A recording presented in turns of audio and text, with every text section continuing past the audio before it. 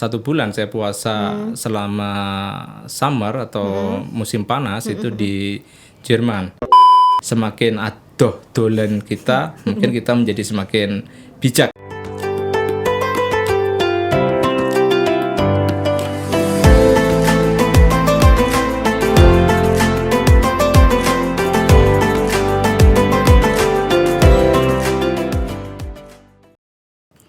Assalamualaikum warahmatullahi wabarakatuh. Hai sahabat kampus dimanapun Anda berada, masih di Nuansa Ramadan. Kali ini saya kedatangan salah seorang tamu yang sangat spesial sekali. Beliau dari program studi kimia Fakultas Sains dan Teknologi. Kita sapa terlebih dahulu, ada Bapak Dr. Anton Prasetyo MSI. Assalamualaikum warahmatullahi wabarakatuh, Pak. Waalaikumsalam warahmatullahi wabarakatuh. Iya. Bagaimana kabar hari ini, Pak?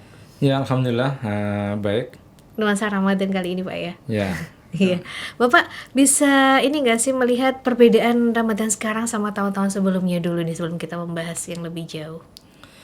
Ya, saya kira pertama kan semangat Ramadan pasti akan sama ya dari tahun ke tahun, itu pasti semangatnya semangat berkorban, menahan nafsu dan yang lainnya, termasuk misalkan anjuran-anjuran untuk beribadah, keutamaan. Saya kira itu kan akan selalu sama ya dari waktu ke waktu. Tetapi pasti nuansa Ramadan dari waktu ke waktu mungkin akan ada yang berbeda karena ya, sesuai dengan perjalanan hidup kita kan.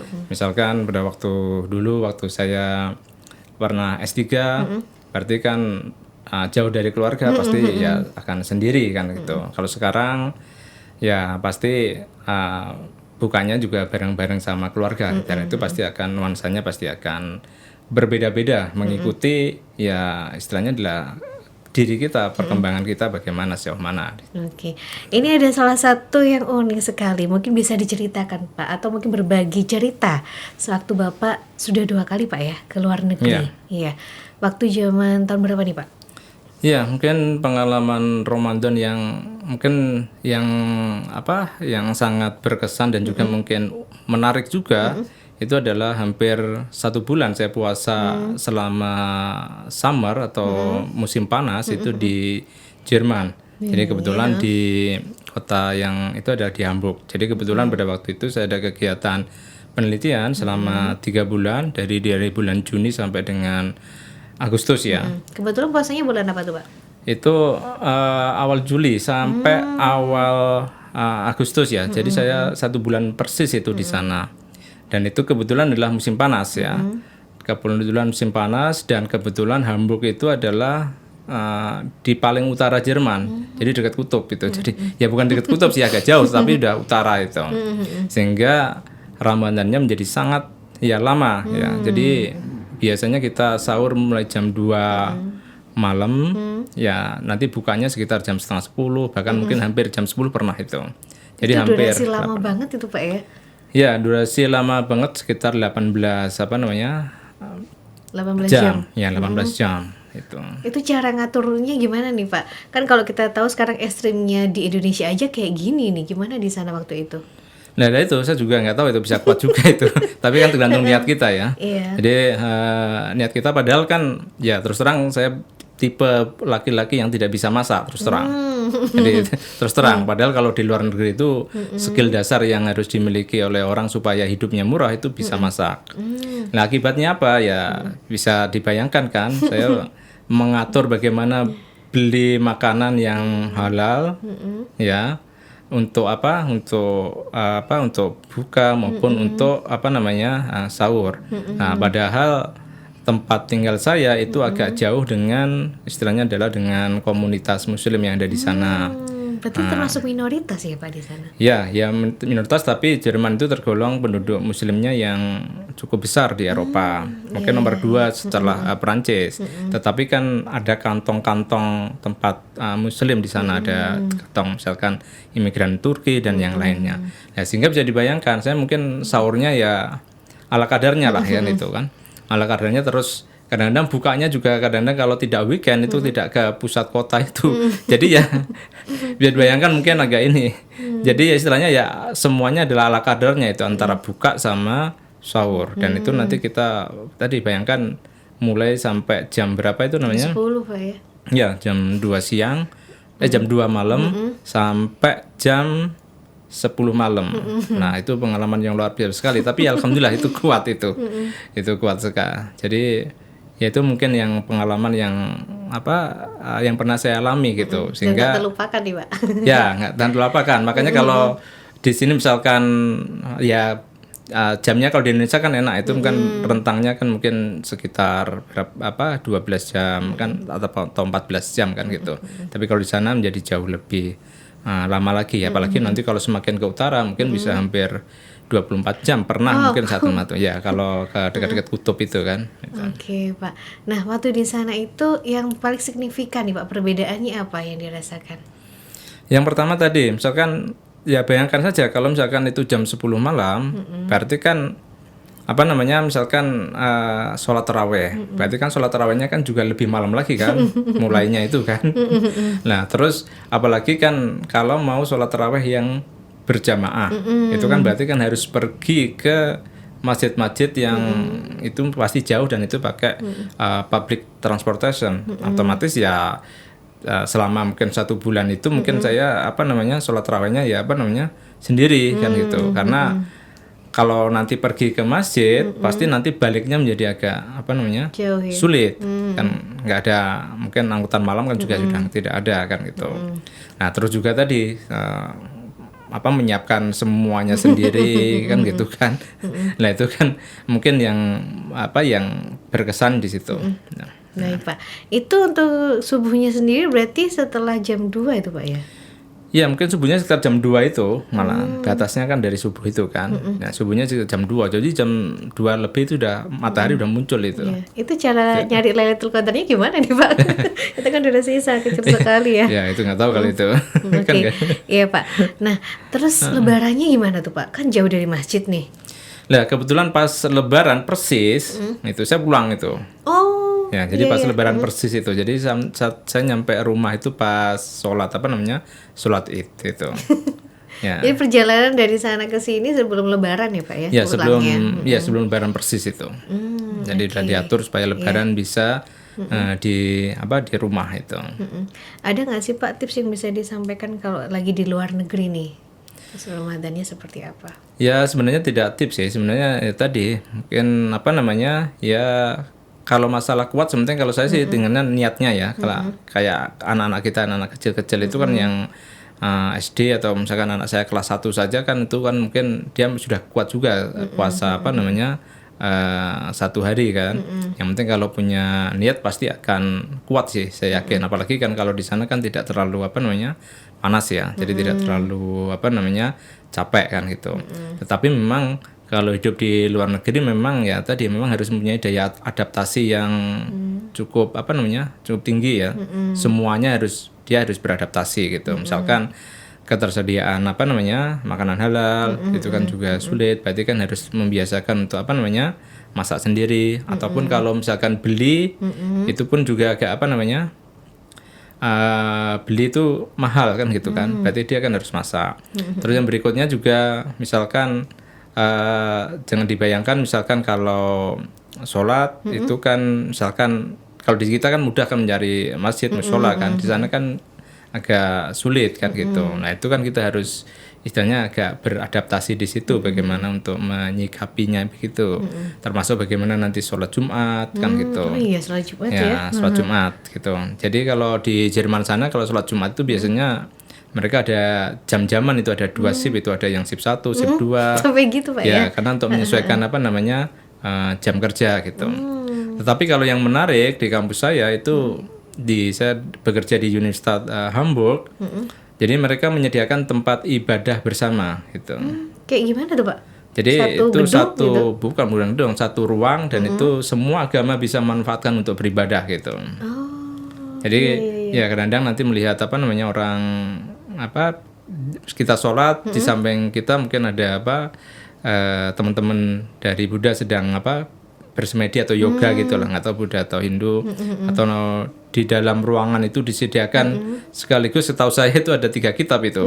Jadi ada Al-Quran, ada Injil, ada Taurat itu. Jadi nah kayak begitu. Jadi memang harus beradaptasi kan begitu. Toleransinya bagus ya Pak berarti di Jerman tuh. Ya, karena setahu saya memang bagus di sana. Jadi memang ya kita tidak ada kesulitan dalam beribadah ya. Jadi mudah, dan termasuk mencari makanan halal itu relatif mudah lah untuk sekelas di Eropa, karena memang agama Islam cukup banyak di sana gitu. Sehingga kalau misalkan kita beli di makanan di supermarket itu banyak makanan yang sudah ada logo halalnya gitu. Itu ada biasanya. Ada logo-logo halalnya itu ada gitu. Jadi kita nggak usah khawatir Pak ya, sudah ada di situ. Ya, kalau misalkan beli daging biasanya kalau kita sih nyari aja orang Turki kan gitu. Ya, biasanya banyak imigran Lebih Turki aman kali, Pak, ya gitu. Jadi memang itu yang saya rasakan memang menarik lah, pengalaman-pengalaman beragama di luar negeri, terutama di negara-negara kita menjadi minoritas itu, sehingga kita bisa memupuk semangat toleransi kita lah, karena kita bisa merasakan bagaimana menjadi minoritas di sana itu. Baik, jika kita membicarakan soal Ramadan dan Bapak sendiri dari program studi kimia nih Pak ya, saat ini untuk Ramadan kali ini di kimia sendiri itu ada yang dikerjakan nggak sih Pak? Atau mungkin ada penelitian khusus yang bersangkutan sama Ramadan ini? Ya, saya kira kalau di kimia terkait dengan penelitiannya, kita kan punya banyak topik penelitian ya. Jadi misalkan ada terkait dengan produk makanan halal gitu. Jadi teman-teman nanti akan banyak istilahnya adalah meneliti tentang makanan-makanan yang halal dan thayyib, dan juga bagaimana mengidentifikasinya kan gitu. Sehingga banyak teman-teman yang menjadi auditor di halal juga kan. Nah, saya kira itu juga hal yang menarik kan, karena itu adalah kebutuhan umat. Kita menyediakan makanan yang halal dan thayyib atau yang baik. Terus juga ada juga misalkan teman-teman mengembangkan kayak semacam obat-obatan herbal kan itu juga ada banyak di sana. Misalkan ada Bu Eni yang dengan kelornya, atau ada Pak Naim dan seterusnya. Saya kira itu kan juga baik kan. Artinya kita berkontribusi terhadap pada kesehatan umat kan gitu. Terus nanti juga ada penelitian-penelitian terkait dengan lingkungan hidup ya. Saya kira terkait dengan lingkungan hidup ini juga mungkin menjadi persoalan besar kita bagi umat manusia, tidak hanya umat muslim. Jadi umat manusia seluruhnya kita menghadapi yang namanya adalah masalah lingkungan hidup, terutama adalah iklim. Jadi perubahan iklim.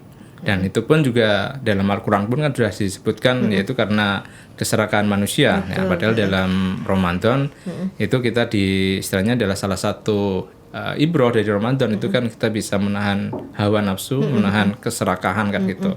Tatkala kita bisa begitu, maka kita bisa memelihara lingkungan hidup kita. Dan persoalan lingkungan hidup itu juga tadi saya katakan itu jadi persoalan utama kita, terutama adalah tadi ya, kenaikan suhu bumi itu nanti akan bisa berimplikasi sangat-sangat luas bagi manusia. Ya. Itu tanpa kita sadari Pak ya? Ya, sebenarnya sih kita sebenarnya menyadari, cuma abai gitu. Jadi jadi semisal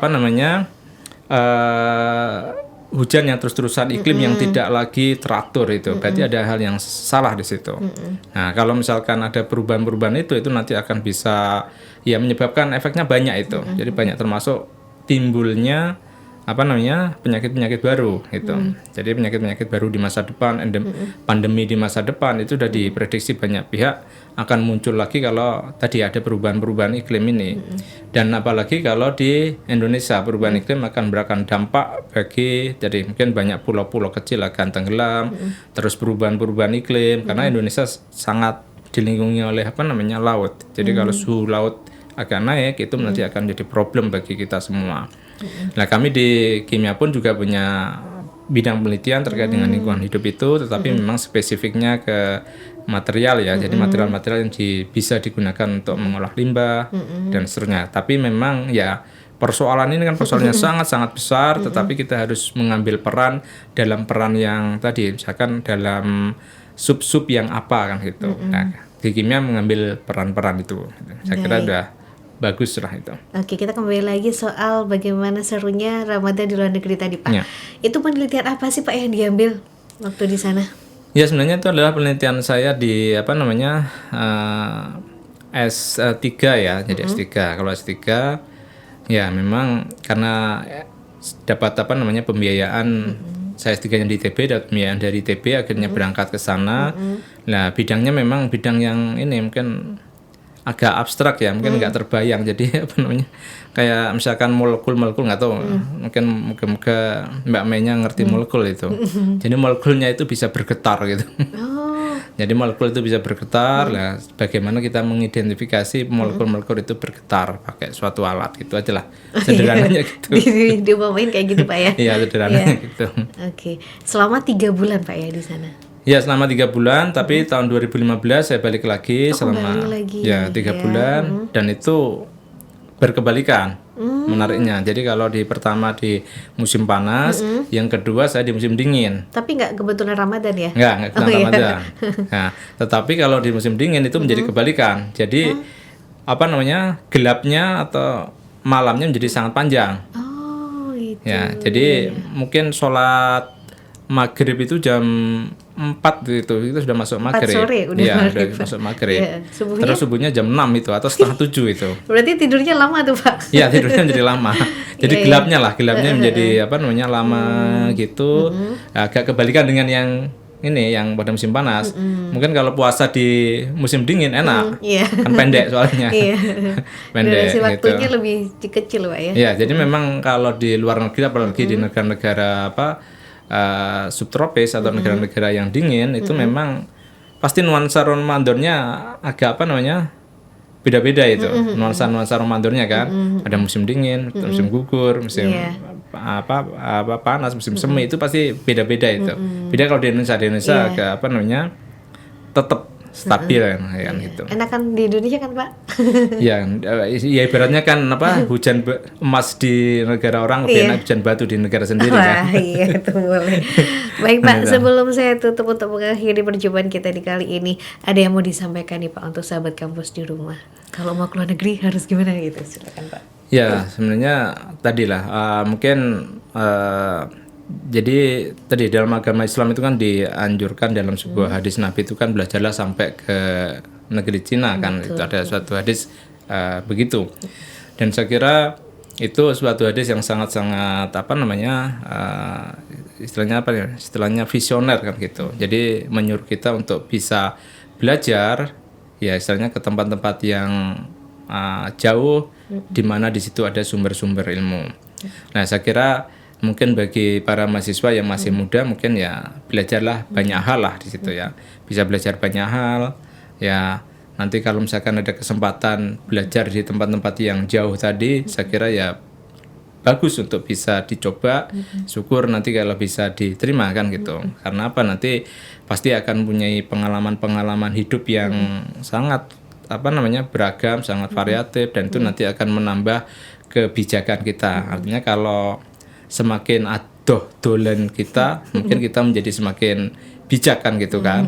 Tapi kalau kita dolennya itu nggak jauh-jauh, mungkin agak sulit kita menjadi, bukan agak sulit sih, mungkin ya tadi kita tidak punya pengalaman yang membuat kita bijak tadi lah. Kayak tadi saya katakan, saya pernah merasakan hidup meskipun cuma 3 bulan di negara minoritas, berarti kan bisa merasakan sehingga kita bisa menjadi lebih toleran lagi dan seterusnya. Saya kira tadi harus menjauhkan dolennya untuk belajar itu sehingga kita bisa mendapatkan tadi kebijakan dalam hidup. Saya kira mungkin itu yang penting. Terima kasih sekali Bapak Anton untuk perjumpaan kita di hari ini. Mungkin bisa lanjutkan untuk perjumpaan yang lainnya. Ya, baik sahabat kampus, itu tadi kita perbincangan bagaimana cerita di luar negeri tentang Ramadan. Saya akhiri dan tentunya tetap jaga kesehatan untuk melakukan ibadah-ibadah di bulan Ramadan, di bulan yang suci. Wassalamualaikum warahmatullahi wabarakatuh. Waalaikumsalam.